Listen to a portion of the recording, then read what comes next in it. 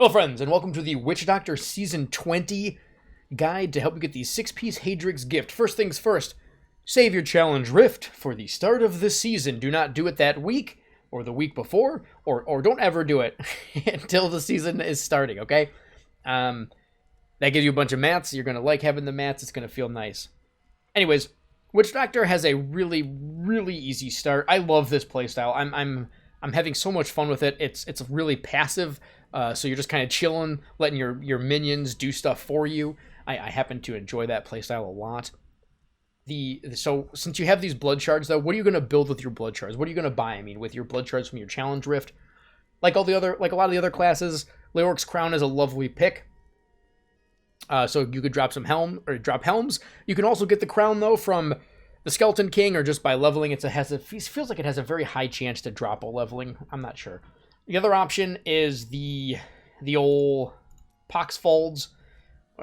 Where's my P? There we go. Poxfolds. This just does area damage. It's nice for leveling. It'll kill stuff. It's a decent sized multiplier. It actually will last you quite a long time. But it's up to you. You can also save them until level, I want to say it's 31, and then from there you can get the Quetzalcoatl. I don't know. I remember seeing this in one of the Final Fantasies and not knowing how to pronounce it as a young lad, and I still don't know what I'm saying. I will post the link for the blood shard calculator thingy, the Kadala inventory, so that way you can kind of pick and choose what you think would be best for yourself. This is a very lovely choice if you happen to get it. I would even suggest it, because you'll notice on my helm, I don't even have a socket in it when I was messing around. But this is probably your best bet. If you could get this, that'd be insane. But let's just pretend you have the Leoric's Crown, and that's fine. So you get to 70. Now, I will say, getting to 70 is very easy with Witch Doctor. It's probably one of the easiest classes to get to 70 with. I would highly suggest the second you get Haunt, you use Haunt, and then once you get Restful Spirits, use that the whole time while leveling. I was having so much fun playing Witch Doctor that I actually leveled another one to 70 just for the heck of it. Anyways, so Haunt, Restful Spirits is ridiculously strong. And Gargantuan Restless Giant is very nice as a Guardian Killer, but this is leveling up. Who cares? Level up however you want. Just have some fun. Once you're 70, craft yourself a whole set of yellow items. I'm using a two-handed mace for no good particular reason. It's just happened to be what I chose as my weapon. It does not matter what you pick. You don't need the mana regeneration particularly, so I'm not using the Witch Doctor Ceremonial Knife or the Mojo. I'm just using a big fatty two-hander. And with these items and whatever build you want, you can get the 2-piece and the 4-piece, no problem. So what is it? So we have the Arachyr 2-piece. Boom, we got a big fatty spider here. This thing is going to just shred everything. You could actually just walk into the rift with nothing equipped. Just walk in there just like this, no items, no skills, and the spider will kill everything for you. That's how easy this is. The 4-piece just gives you some damage resistance, some damage reduction. It's probably the easiest of all the sets to play without anything. You don't need a single thing. You could walk in there. Well, I guess you need some items and some itemization, but you don't need any skills. It's very simple to play.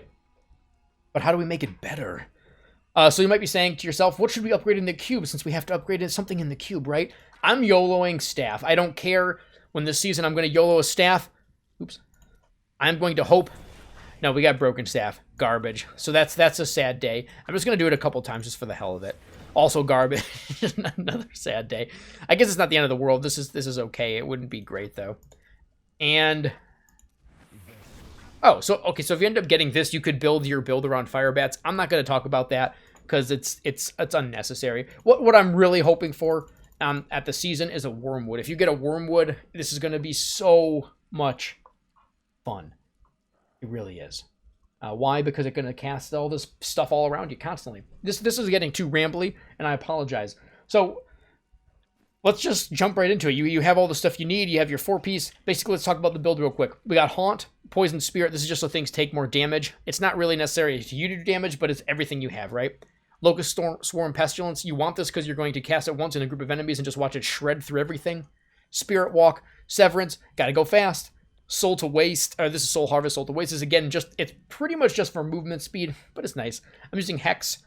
You could use Toad of Hugeness, you could use Angry Chicken. You just want some Hex. It doesn't matter which one you pick. It's really just there for the damage reduction. And then I'm using Gargantuan Restless Giant to crush any elites that we've run into They do a lot of damage. For passives, we're using Gruesome Feast. This is mostly to build up intelligence and to gain mana just in case you do need it. Pierce the Veil because you're not really casting that much, but and so that way you can do a lot more damage. Fierce Loyalty, this is purely for the movement speed. And then Creeping Death, I'm using it so that way I don't have to cast Locust Swarm that much if they don't die right away. You could try something else. It's just sort of for fun. So let's check out this Greater Rift and see how it goes.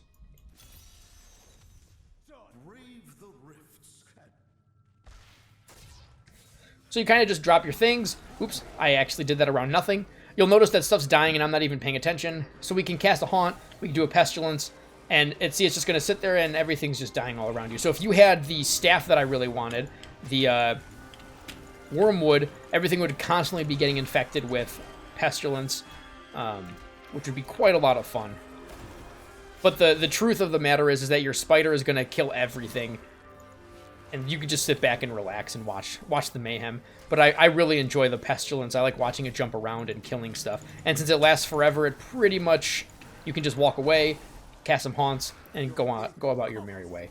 But you can see how this would be really, it's very straightforward, right? I'm not even casting a Hex when I should be, to give you an idea of how strong the build actually is. If you run out of mana, just go ahead and pick up an orb.